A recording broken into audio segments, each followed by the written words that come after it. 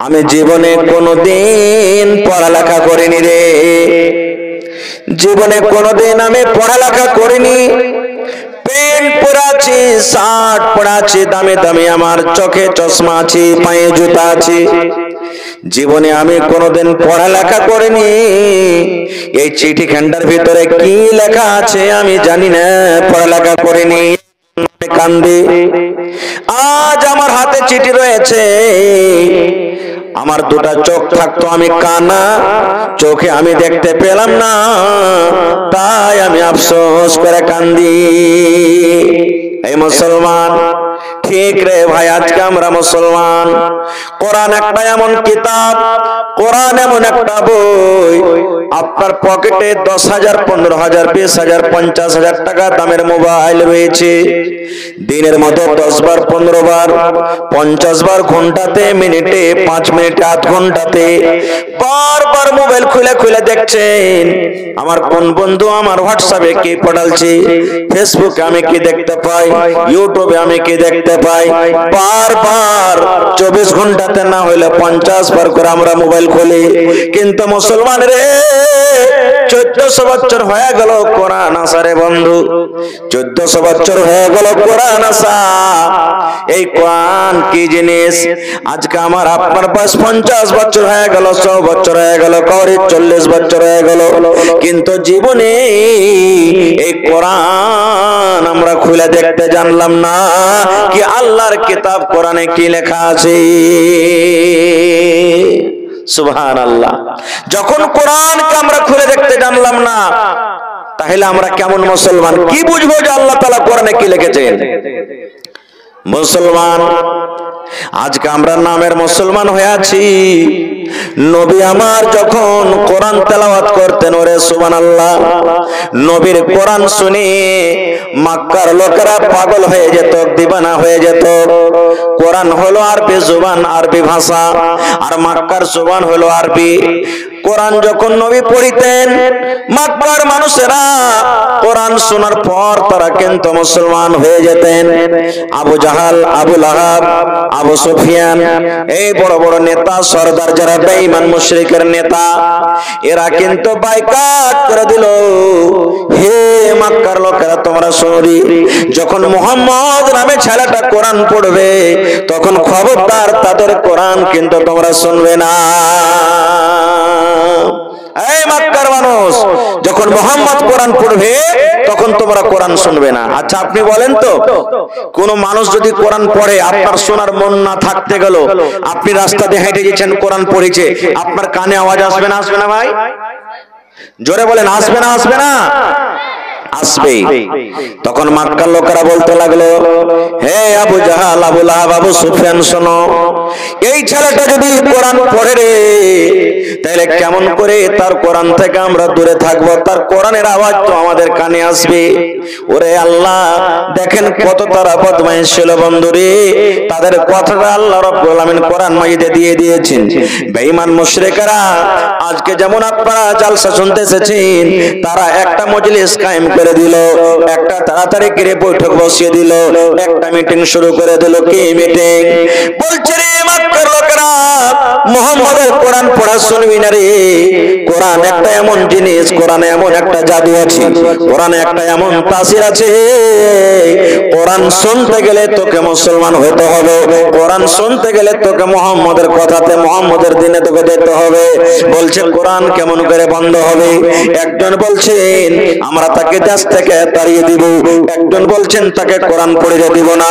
ওরে সুবহানাল্লাহ, এই করতে করতে ওরে সুবহানাল্লাহ, এবার কাফেররা শেষের বেলাতে যুক্তিতে পৌঁছলো। আল্লাহ রাব্বুল আলামিন বলেন, ওয়াকালাল্লাযীনা কাফারু লা তাসমাউ লিহাযাল কুরআন। ওরে সুবহানাল্লাহ, আল্লাহ বলেন বললেন ওয়াকালাল্লাযীনা কাফারু, কাফেররা বলতে লাগলো লা তাসমাউ লিহাযাল কুরআন, খবরদার এই কোরআন তোমরা কিন্তু শুনবে না। কেমন করে শুনবে না?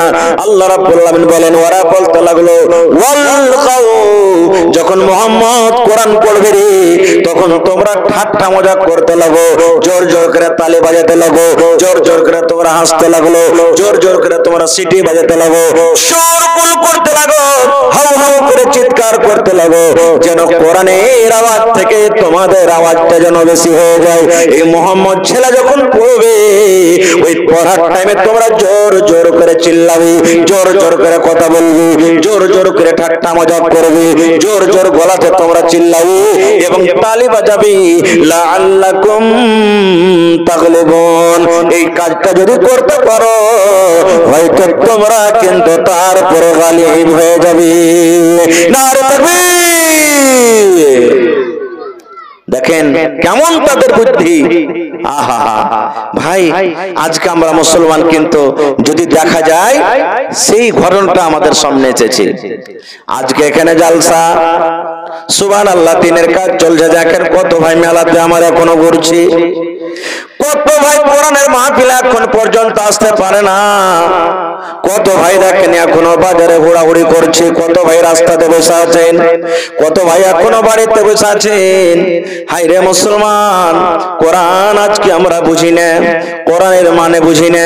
ওরে সুবহানাল্লাহ, আল্লাহর রাসূল বলেছেন মান কারা হারফান মিন কিতাবিল্লাহি, আল্লাহর কিতাব কোরআন থেকে যে একটা হরফ পড়বে ফালাহু হাসানাতুন, ওর জন্য হলো একটা নেকি, ওয়াল হাসানাতু বিআশারি আমসালিহা, আর একটা নেকি হলো 10টা নেকির বরাবর। তবে কোরআনের একটা হরফ যদি আপনি পড়েন তাহলে আল্লাহ রাব্বুল আলামিন একটা হরফ পড়ার বদলাতে 10টা নেকি আপনাকে দিবেন। নবী বলেছেন উম্মত লা আকুলু, আমি এক কথা বলবো না রে, আলিফ লাম মিম হারফুন, কোরআনে যে আলিফ লাম মিম আছে এটা হলো একটা হরফ, ওয়ালাকিন নবী বলছেন আমি এক কথা বলবো আলিফুন হারফুন, আলিফ হলো একটা হরফ, ওয়া লামুন হারফুন, লাম হলো একটা হরফ, ওয়া মিমুন হারফুন, মিম হলো একটা হরফ। প্রত্যেক হরফে হরফে আল্লাহ রাব্বুল আলামিন আপনাকে নেকি দান করবেন। সুবহানাল্লাহ ভাই, তাহলে আপনার জীবনটা যে কোনো কাজে হোক কেটে গেছে, পড়েননি, কমসে কম ছেলে পিলাগুলোকে পড়ান, পড়াবেন তো, ছেলে পিলাকে তালিম দিবেন ইনশাআল্লাহ। আপনাকে মাছ মাংস খাইতে হবে না ডেলি ডেলি, হপ্তাতে একদিন খান, 2 হপ্তাতে একদিন খান, মাসে একদিন খান, যদি টাকা না আছে তো ওই মাছের টাকা দিয়ে ছেলে পিলাগুলোকে মাদ্রাসাতে দেন, পড়ান, টিউশন পড়ান, মাওলানার কাছে দেন, দিয়ে কি হবে বলবেন হাজি মাওলানা বাচ্চারাকে পড়িয়ে কি পাবো, খরচ করব আমি, পড়বে ওরা, আমার কি লাভ আছে? ওরে সুবহানাল্লাহ, আমার মাওলানারা বসে আছেন, জিজ্ঞাসা করেন, দয়ার নবী বলেছেন ইদা মাতাল ইনসান, মানুষ যখন মরে যাবে রে ইনকাতা আনহু আমালুহু, তার সমস্ত আমল বন্ধ হয়ে যাবে, ইল্লা মিন সালাসা, নবী বলেছেন 3টা আমল এমন আছে রে মরার পর কিন্তু নেকি গলা বন্ধ হবে না। দুনিয়াতে নামাজ পড়বেন যতদিন বাঁচবেন, দুনিয়াতে রোজা রাখবেন যতদিন বাঁচবেন, দুনিয়াতে কোরআন পড়বেন যতদিন বাঁচবেন, যতদিন দুনিয়াতে বাঁচবেন আমল করবেন নেকি পাবেন। যেমনই আমার আপনার মত হয়ে যাবে, ওরে সুবহানাল্লাহ, তেমনই কিন্তু আমল করা বন্ধ, আর আমল করা যেমন বন্ধ হয়ে গেল নেকি কিন্তু বন্ধ হয়ে যাবে। দয়ার নবী বলেছেন উম্মত 3টা আমল এমন আছে রে, তুমি যদি মরে যাও, তুমি যখন কবরে চলে যাবে, কবরে যাওয়ার পর তোমার ওই আমল 3টা কিন্তু বন্ধ হবে না। তুমি মরে কবরে পড়ে থাকবে, জানাজার নামাজ পড়ে তোমাকে কবরে রেখে দিবে, তবে কিন্তু তোমার কবরে নেকি গালা পৌঁছতে থাকবে।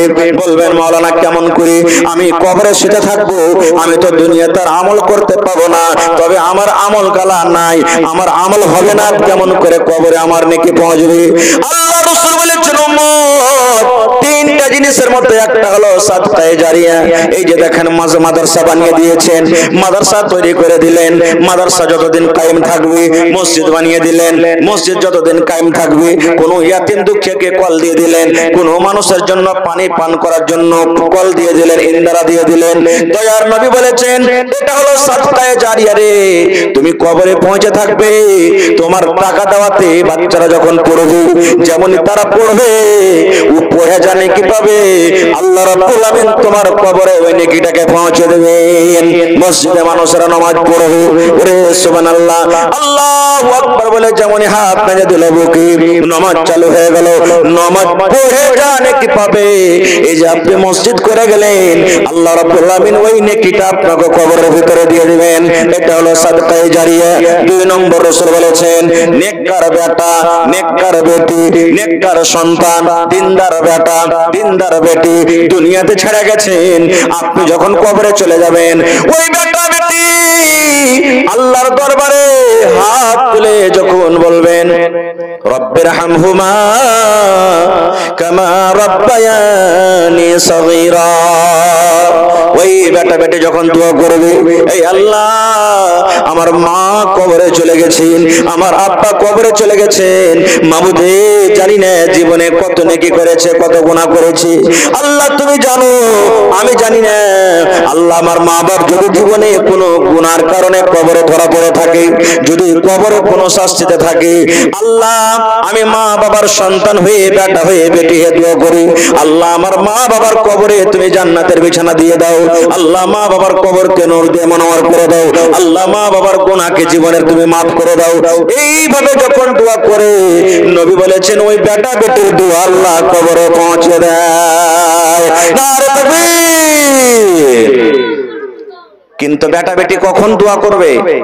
যখন ওকে দিনদার করবেন, পড়াইবেন, লেখাবেন। তাহলে তো এক MBBS ডাক্তার, বড় ডাক্তার, নাম করা ডাক্তার, বাপ জমিন জায়গা বিক্রি করে পড়ালছে, ডাক্তার করেছে, মাসে 2 লক্ষ 3 লক্ষ 5 লক্ষ করে ইনকাম করছে।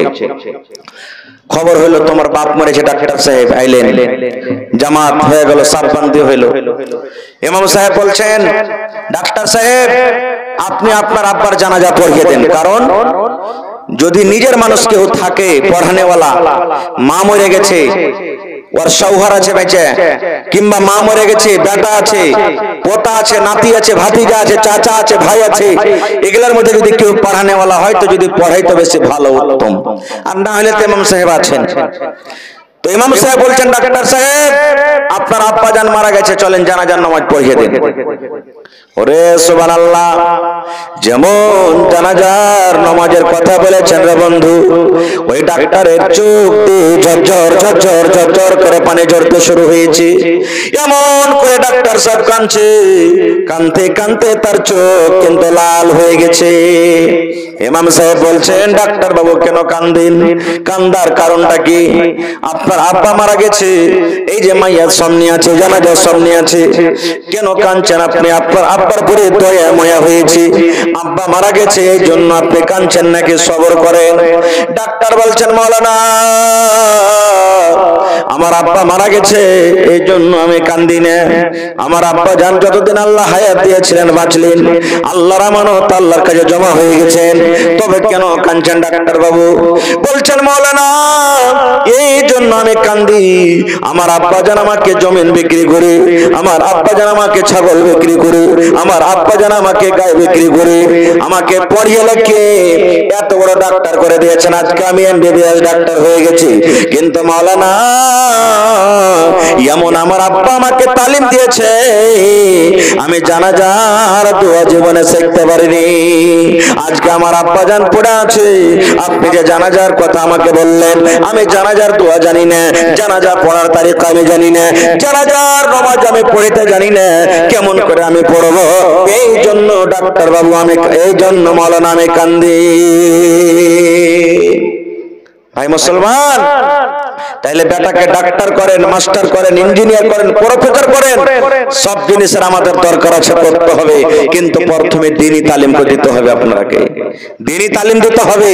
বেটা বেটি যদি নেককার দিনদার হয়, আপনার দুনিয়া আখিরাত সব উজ্জ্বল হয়ে যাবে। বলবেন কেমন করে? একটা কোরআনে ঘটনা আছে, খুব লম্বা ঘটনা, আমি ছোট করে বলছি। আজকে আমি আপনাদের সামনে প্রথম যে আয়াত তেলাওয়াত করেছি, আলিফ লাম মিম যালিকাল কিতাবু লা রাইবা ফীহি হুদাল লিল মুত্তাকিন। আল্লাহ বলছেন, এই দুনিয়ার মানুষ, কোরআন একটা এমন কিতাব, কোরআন এমন একটা বই।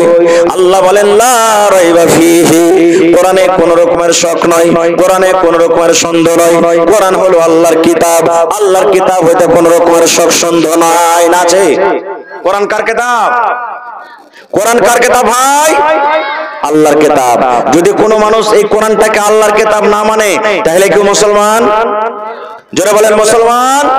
মুসলমান কখনো তাকে বলা হবে না। এই কোরআনের আয়াতটা হলো সূরাতুল বাকারা, 2 নম্বর সূরা। বাকারাতুল মানে আসল হলো গায়। বাকারাতুল মানে এটা কি? গায়, যার দুধ আমরা খাই। বাকারাতুল মানে গায়, যার দুধ আমরা খাই। না বলতে দুধ খাই? জি জি, গায়ের দুধ খাই। এই কোরআনে একটা বাকারা যে গায়, গায়ের কথা লেখা আছে এখানে, গায়ের কথা, গায়ের ঘটনা। প্রত্যেক সূরা কিছু না কিছু অতি ঘটনা আছে। তো বলবেন কেমন গায়ের কথা আছে যে মাওলানা? ঘটনাটা খুব লম্বা, আমি ছোট করে বলছি 2 মিনিটে, ভালো করে শুনবেন। আল্লাহর রাসূল বলেছেন, এক জামানাতে একটা ধনী লোক ছিল, মালদার। ওর বেটা পুত কেউ ছিল না, কিন্তু কেউ বেটা পুত ছিল না ওর, ধনী মানুষ। ওর কিন্তু একটা ভাতিজা ছিল। বাপ মরে যাবে, ধনী লোকটা মরবে, বাপ মরে যায় তো ওর ওয়ারিস কে হয়? বেটা বেটি। জমি জায়গার ভাগ লাই না বেটা বেটি? না কে লাই জি ভাই? হ্যাঁ, বেটা বেটি লিছে। তোমার বেটা বেটি কেউ নাই, ছেলে পেলে নাই, কে জমির ভাগ নেবে? তো ভাতিজা আছে একটা, ভাতিজা থাকতে লাগলো। এবার ভাতিজা জমি জায়গা কখন পাবে? যখন চাচা, যারা বলেন চাচা মরবে। এই ভাতিজার নিয়ত কিন্তু খারাপ হয়ে গেল। আল্লাহর কোরআনের কথা বলছি কি? হ্যাঁ হ্যাঁ, চাচা কোন যুগে মরবে তাহলে জমির ভাগ পাবো। এই শালা বেটা শালাকে রাখা হবে না, এখনই মেরে দেবো আমি। যত তাড়াতাড়ি কেনা মরবে তত তাড়াতাড়ি আমি ভাগ পেয়ে নেব।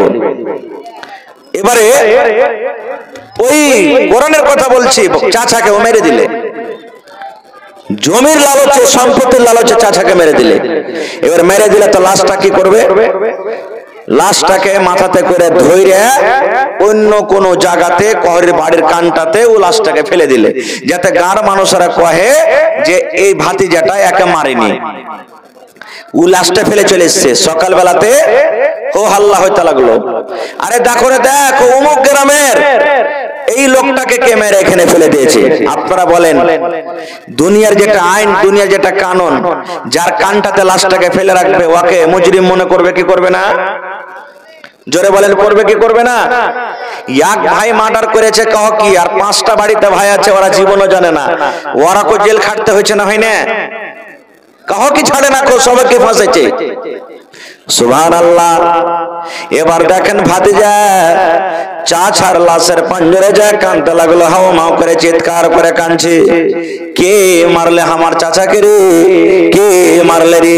কে এত বড় জুলুম করলে? কে এত বড় বদমাশ? কে আমার চাচাকে মারলে? কে আমার চাচাকে মেরে ফেলে দিলে? হাও মাও করে চিৎকার করতে লাগলো। এবার তখন লোকরাকে ধরে ধরে বলছে, তুমি আমার চাচাকে মেরেছো। বলছে তুমি আমার চাচাকে মেরেছো। যার পরে ইলজাম লাগছে সে বলছে, ভাই রে আমি হলাম নিষ্পাপ, আমি কিন্তু তোমার চাচাকে আমি মারিনি, তোমার চাচাকে আমি মারিনি। বলবে না, মানা হবে না। কে ফয়সালা করবে? ওই জামানার নবী ছিলেন নবী মুসা আলাইহিস সালাম। ওই জামানার নবী কে? জোরে বলেন, মুসা আলাইহিস সালাম। তখন লোকেরা মুসা নবীর কাছে চলে গেলেন, হে আল্লাহর নবী মুসা, আমার চাচাকে মেরে দিয়েছে, গ্রামের লোকরা যা বলছেন আমাদের গ্রামের অমুক লোককে কে মেরে দিয়েছে, আমরা কিন্তু চোর ধরতে পারি না, খুঁজতে পারি না যে কে মারলে। তো তুমি তো একটা নবী, আল্লাহর কাছে বলো তো, আল্লাহর কাছে দোয়া করো, আর এই লাশটাকে কে মেরেছে, কে লোকটাকে মেরেছে, ওর কিন্তু মুজরিমটাকে আমাকে ধরে দাও। কেমন প্রশ্ন দেখেন, বলছে ধরে দাও। আল্লাহ রাব্বুল আলামিন তখন আদেশ করেছেন, হে মুসা, তোমার কম তোমাকে প্রশ্ন করেছে, এই লাশটার মুজরিম কে আছে ধরে দাও, এই লাশটার কাতিল কে আছে ধরে দাও, কে একে মারলে ধরে দাও। আল্লাহ রাব্বুল আলামিন মুসা নবীকে বলছেন, মুসা একটা তাকে গায় জবাই করতে বলো। কি জবাই করতে বলো? গরু গায়ে জবাই করতে তাকে বলো। গায়ে জবাই করে একটা খানিক গোশতের টুকরা নিয়ে, একটা গোশতের পিস নিয়ে এই লোকটার শরীরে একটু ঠেকে দিবে। আল্লাহ রাব্বুল আলামিনের আদেশে লোকটা জীবিত হয়ে যাবেন, আর জীবিত হওয়ার পর নিজের মুখে বলে দিবে আমাকে কে মেরেছে। দেখেন আল্লাহ ফয়সালা দিয়েছেন, মুসা বলো আর ভাতিজাকে, গ্রামের লোকেরাকে একটা গায়ে জবাই করবে, আর গায়ে জবাই করে একটা পিস নিয়ে এই শরীরে ঠেকে দিবে তার চাচা, এবার ও জিন্দা হয়ে যাবে আল্লাহর আদেশে যে কে তাকে মেরেছে, আর বলে দিল। ভাই আমার, এবারে ওই কথাটাকে নিয়ে হাঁটতে হাঁটতে খানিক দূর ধরেন যে মসজিদ পর্যন্ত গেছে, ফের ঘুরে আসছে ওরা। দেখেন কেমন কম এই এলাকার শরীয়ত। আচ্ছা বলেন, কাদা ঢল ঢলে কাদা গরমা ধান আপনার এলাকাতে লাগাইছেন? এক এক কাদা এমন আছে যে যত আপনি হিলবেন অত তল দিকে ফাঁসবেন, নাকি? আল্লাহ বলে দিলেন, মুসা নবী বললেন যে একটা গায়ে জবাই করে দাও, যে কোনো গায়ে জবাই করলে হয়ে যেত। দেখেন সওয়াল করছেন, নিজে নিজে ফাঁসছে। তা আয়েশা বলছেন, মুসা নবী একটা কথা আর বলবো। বলছে কি? বলছে গায়ে তো আপনি জবাই করতে বললেন, তো গায়েটার রং কেমন হবে যেটা যে আপনি বললেন না? এই দেখেন কেমন সওয়াল। একটা গায়ে জবাই করতে বললেন, কোন গায়ে জবাই করতে দিলে হয়ে যেত, কিন্তু নিজে থেকে ফাঁসছে। দেখেন গায়ের রং কেমন হবে বলে দিলেন। আল্লাহ তাআলা বললেন যেটা রং হ্যাঁ অমুক রং। ফের চলে গেলেন। আয়েশা পর তখন বলছেন, মুসা নবী গায়ের রং তো বলে দিলেন, তো গায়েটা হালবা হবে না বিনা হালবা হওয়া চাই? এই দেখেন দেখেন দুটা তাক ঠিক ছিল, আবার ফেসে গেলেন যে না বিনা হালবা হওয়া চাই। ফের চলে গেলেন একটু ধরে, ফের এসে বলছেন, মুসা নবী গাইটার বাচ্চা হওয়া চাই না বকন হওয়া চাই? এই দেখেন যা যা বললেন তা তা প্রশ্ন হলো। আচ্ছা বলেন তো, এরকম এরকম করে প্রশ্ন করে খুঁটরে খুঁটরে জিজ্ঞাসা করাতে তাদের গায়ে খুঁজতে অসুবিধা হবে না? হবে না? জোরে বলেন। একটা কোন গায়ে জবাই করতে দিলে হয়ে যেত, গাব লাগলো গায়ে খুঁজতে। এবার ওরা গায়ে খুঁজছে, তার আগে একটার কথা বলি। একটা লোক ছিল ওই এলাকাতে জামানাতে, ওর গরিব মানুষ খাইতো, কিন্তু ওর একটা বিবি, একটা ছোট বাচ্চা, আর লোকটা মারা গেছে। তো ওর মরবার সময় একটা গায়ের বাচ্চা ছিল বাড়তে, ছোট বাচ্চা গায়ের বাচ্চা ছিল। এবার লোকটা যখন দুনিয়া থেকে চলে যাবে, মরে যাবে, করে মানুষ বিবিকে বলছে, বিবি রে আমি আর দুনিয়াতে বাঁচবো না রে বেবে, আমি মনে হয় মরে যাব। তুমি তো ঘাস কাটতে পারবে না, আর আমার বেটাটা ছোট হয়ে আছে, বেটাও কিন্তু ঘাস কাটতে যেতে পারবে না। কে গরু লালন পালন করবে? এই জন্য বিবি রে আমি এক গরুটাকে ধরে, বকরের বাচ্চাটাকে ধরে অমুক জঙ্গলে আমি চলে গেলাম তাকে ছাড়তে। আর আমি তাকে জঙ্গলে ছেড়ে দেব, আমি আল্লাহর পরে ভরসা করে, আল্লাহর জাতের পরে ভরসা করে আমি তাকে জঙ্গলের ভেতরে ছেড়ে দেব। আমার এই বেটা যখন বড় হবে, আর ওই জঙ্গলে যে যখন আমার গায়েটাকে ডাক দিবে, আল্লাহ রাব্বুল আলামিন এই গরুর বাচ্চাকে আল্লাহ আমার বেটার নসিবে আল্লাহ ফিরিয়ে দিবেন। নারে তাকবীর। দেখেন কেমন আল্লাহর পরে ভরসা। এবার কথাটা মনে করে, গরিব লোকটা গায়ের বাচ্চা গলা খান্ডা ধরে টানতে টানতে টানতে জঙ্গলের ভিতরে নিয়ে চলে গেলেন। আল্লাহকে বলছেন, আল্লাহ তোমার আশাতে ভরসাতে আমি এই গরুকে জঙ্গলে ছেড়ে দিলাম, কারণ আমার বাচ্চা আছে এখনো বাড়িতে, ছোট বেটা আছে, গরুর দেখাশোনা করতে পারবে না, ঘাস কাটতে পারবে না, আমার বিবি আমার গরুকে পুষতে পারবে না। আল্লাহ তুমি সব কিছুরই মালিক, তোমার ভরসাতে তোমার আশাতে আল্লাহ আমি এই গরুটাকে জঙ্গলের ভিতরে আমি ছেড়ে দিলাম। এই কথা বলে লোকটা বাড়িতে এলো আর দুনিয়া থেকে কিন্তু চলে গেল। এই আমার মুসলমান ভাই, একদিন গেল, 2 দিন গেল, মাস গেল, 2 মাস গেল, বছর গেল, এই করতে করতে বেটা যখন তার বড় হয়েছে, ওরে সুবহানাল্লাহ, আর গরুটা জঙ্গলে জঙ্গলে যখন চড়তো, কোন মানুষরা বলতো এই গরুটা কার রে, এই গরুটা তো জঙ্গলের ভিতরে যায়, এই গরুটা কার রে, চল গরুটাকে ধরে নিয়ে আসি। এর রাখাল দেখা যায় না, রাতের বেলা তো জঙ্গলে থাকে, দিনের বেলা তো জঙ্গলে থাকে, মেঘডাল হয়তো গেল জঙ্গলে থাকে, চল তাড়াতাড়ি করে গরু ধরে নিয়ে আসি। আল্লাহ রাব্বুল আমিন গরুর হেফাজত কেমন করে করছেন দেখেন।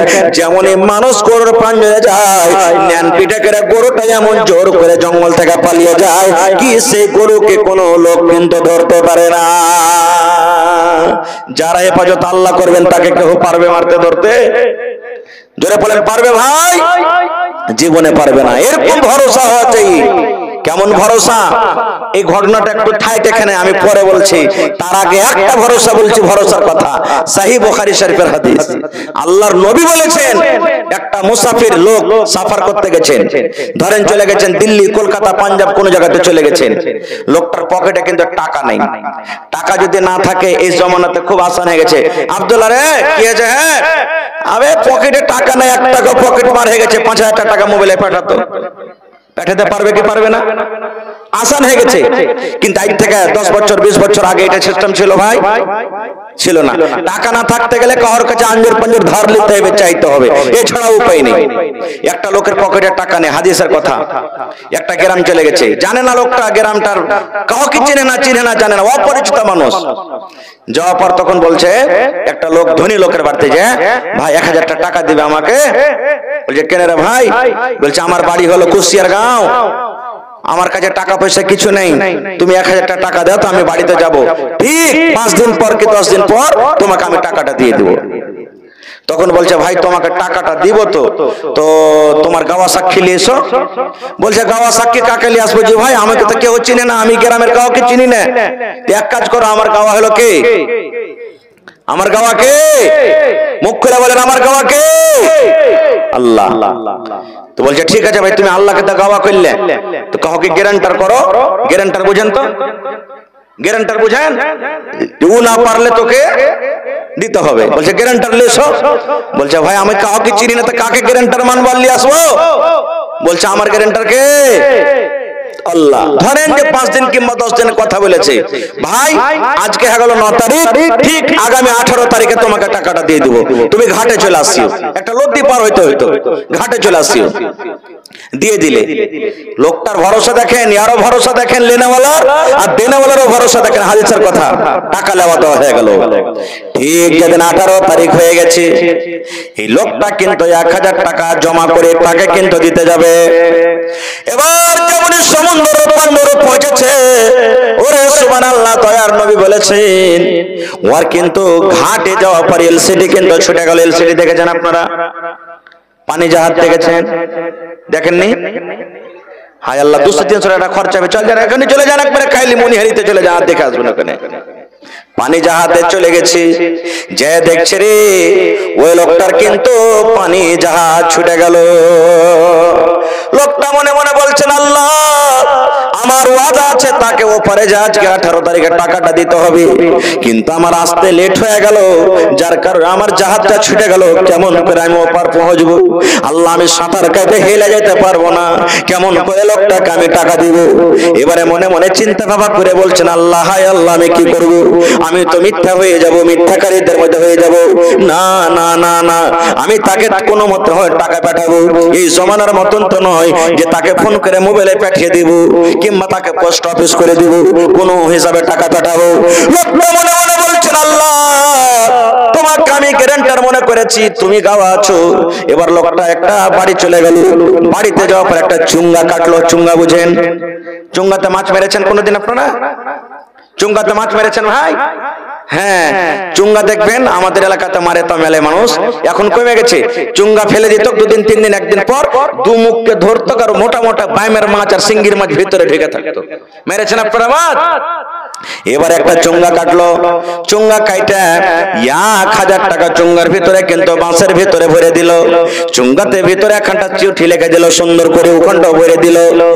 আর রাসূল বলেছেন মুখকে সুন্দর করে জাম করে আল্লাহকে বলছেন, মাবুদ রে, তোমাকে আমি গ্যারান্টার মনে করেছিলাম, ওই লোকটা কিন্তু আমাকে চিনে না জানে না, আমার বাড়িও চিনে না জানে না, আর ওই লোকটার বাড়ি কিন্তু আমিও চিনি না জানি না। আজ 18 তারিখে টাকা দেওয়ার কথা আছে, আমার তো ইন্তজার করবে ঘাটে, আর আমি যদি ঘাটে না পৌঁছতে পারি সময়তে, আর আমার এলসিডি ছুটে গেল, পৌঁছতে পারবো না, আল্লাহ কিন্তু আমি মিথ্যাবাদী হয়ে যাব। তোমাকে আমি গ্যারান্টার মনে করেছি, আল্লাহ তোমাকে আমি গাওয়া মনে করেছি, আল্লাহ এই 1000 টাকা আমি তোমার নাম নিয়ে বিসমিল্লাহ বলে আমি নৌ সমুদ্রে চালিয়ে দিলাম। আল্লাহ জি, ওই টাকাটা যার কাছ থেকে নিয়েছি তুমি তার হাতে পৌঁছে দাও। নারে তাকবীর। আচ্ছা বলেন, বিশ্বাস আছে জি এগুলা মানুষের আমাদের? হ্যাঁ, বেটাকে যদি টাকা দিয়ে পাঠান কাউকে দিতে, তা 5 বার করে ফোন করবে, টাকাটা দিলি রে, ফেলে ডালে দিতে কোনটি। আর এই লোকটা টাকা কিসে দিচ্ছে? চুঙ্গাতে ভরে, বাঁশের ভিতরে ভরে সমুদ্রে পাক মারলে যে আল্লাহ যার টাকা তার কাছে পৌঁছে দাও। লোকটা বাড়ি চলে গেলেন ঘুরে। এবার সময় কাটছে, সময় কাটছে, কাটতে সময়টা এলসিডি কিন্তু ওপারে লেগে গেল, পারে জাহাজ লেগে গেল, দুনিয়ার সমস্ত লোক নেমে গেল, কিন্তু ওরে সুবহানাল্লাহ, যে টাকা নিয়ে গেছে সেই লোকটাকে কিন্তু দেখতে পাওয়া যায় না। লোকটা আফসোস করে মনে করছে, আল্লাহ, লোকটা মনে হয় আমার সাথে ধোঁকাবাজি করলো। বলবে কি বলবে না? ধোঁকাবাজি করলো আল্লাহ, লোকটা আমার সাথে বেঈমানি শয়তানি করলো। কিন্তু লোকটা বলছে, আল্লাহ তুমি গ্যারান্টার আছো মাবুদ রে, আল্লাহ তুমি কোনো ব্যবস্থা করবে, তোমাকে গাওয়া মনে করেছে, আল্লাহ তুমি হলে সত্য, আল্লাহ তোমার যা সত্য, আল্লাহ আমার টাকা কিন্তু বলবে না, আমি পেয়ে যাব। এই মনে মনে কথাবার্তা বলছে। আর ওই বাসের চুঙ্গি একবার বসছে, একবার উঠছে, একবার বসছে, একবার উঠছে, বাঁচতে বাঁচতে এসে কান্নাতে লেগে গেল। বলেন তো ওই লোকটা জানছে যে চুঙ্গিতে টাকা ভরা আছে? বলছে যে কিচ্ছু যখন পাওয়া গেল না, তো চুঙ্গাটা হাতে করে বাড়ি চলে যায়, দেখি বাড়িতে যাওয়ার পর লোকরি টকরি তো হবে, এই মনে করে ওই বাঁশের চুঙ্গাটাকে হাতে নিয়ে নিলেন। দয়ার নবী বলেছেন, এবার চুঙ্গাটাকে নিয়ে বাড়িতে চলে গেল। বাড়িতে যাওয়ার পর দেখছে, আরে বাঁশের চুঙ্গা এত ভারী কেনে? লোকটা বলছে এত ভারী কেনে? এবার বাড়ির লোকটা বলছে, একটা দাও নিয়ে এসো, তোর একটা কাটার দিনে ছুরি নিয়ে এসো। যেমনই দাও দিয়ে তাকে ফেড়েছে, কেটেছে, সুবহানাল্লাহ, 1000 টাকা, যতই টাকা তার কাছ থেকে ধার নিয়েছো অতই টাকা কিন্তু চুঙ্গার ভিতরে ভরা আছে। সুন্দর এখানে একটা চিঠি লেখা আছে, চিঠিতে লেখা আছে, ভাই রে, তোমার কাছ থেকে আমি টাকাটা নিয়েছিলাম ভাই, আজকে 18 তারিখে দেওয়ার কথা ছিল, কিন্তু আমার জাহাজটা ছুটে যাওয়ার কারণে সময় হিসেবে আমি পৌঁছতে পারলাম না ভাই। আল্লাহকে আমি গ্যারান্টার করেছিলাম, সাক্ষ্য করেছিলাম, আল্লাহর পরে ভরসা করে এই টাকাটা আমি সমুদ্রে ছেড়ে দিলাম ভাই, যদি তুমি চুঙ্গা পেয়ে যাও এই টাকাটা তুমি কিন্তু নিয়ে নিও। এবার লোকটা কত খুশি হবে না? খুশি, কত খুশি। ঠিক তারপরে একদিন দুদিন পর আবার টাকা নিয়ে তার বাড়ি হাজির হয়ে গেছে। তাকে তখন টাকাটা দিচ্ছে, বলে না যে আমি টাকা এরকম ভাবে পটালছি, তাকে টাকাটা দিচ্ছে। টাকাটা যখন দিচ্ছে তখন বলছে লোকটা, যে আরে ভাই কেমন টাকা তুমি দিছো আমাকে? বলছে কেমন টাকা মানে? তোমার কাছে আমি 1000 টাকা কয়দিন হয়ে গেল নিয়ে গেছিলাম, ওই টাকাটা দিতে এসেছি, 18 তারিখে ওয়াদা ছিল, কিন্তু আমি আসতে পারিনি জাহাজে। বলছে ভাই তোমার টাকা পেয়ে নিয়েছি আমি। দেখেন ও কত ইমানদার, বলে পেয়েছি। বলে কেমন করে তুমি টাকা পেলে? বলে তুমি চুঙ্গাতে টাকা পাঠালছিলে। বলছে হ্যাঁ। তখন বলছেন, আল্লাহ তুমি কত বড় দয়ালু, আল্লাহ তুমি কত বড় মেহেরবান, আল্লাহ তুমি কত বড় গ্যারান্টার। এই মুসলমান, এরকম ভাবে আমাদেরকে আল্লাহ রাব্বুল আলামিনের পরে ভরসা করতে হবে, আল্লাহ রাব্বুল আলামিনের জাতের পরে ভরসা করতে হবে। ওরে সুবহানাল্লাহ, ঠিক বছর গেল, 2 বছর গেল, 5 বছর গেল, এইবারে ছেলে যখন বড় হয়ে গেল, মা একদিন ডাকতে বলছেন বেটা রে, তোমার আব্বা জান যখন মরে যায়, তুমি ছোট কালে ছিলে, তোমার জন্য একটা গরু জঙ্গলের ভিতরে ছেড়ে দিয়েছে রে বাবা। যাও যাও, এই অমুক জিনিস থেকে তুমি গরুটাকে ডাকবে, আর যেমনই গরু ডাকবে তোমার গরু তোমার পাঞ্জরে আসবে, আর ওই গরুটাকে ধরে কিন্তু তুমি আমার কাছে নিয়ে চলে এসো, বাড়ি নিয়ে এসো। শর্টে বলছি, মার কথা মতন ছেলেটা জঙ্গলে চলে গেল। দেখছে তো ঠিক একটা গরু চড়ছে জঙ্গলে, ওকে ডাক দিল, এই গরু, আজকে তোর কাছে এসেছি আমি, আল্লাহ রাব্বুল আমিনের ভরসাতে আমার আব্বাজান তোকে ছেড়ে গেছিল, তুই এদিক ওদিক না করে তুই আমার কাছে চলে আই।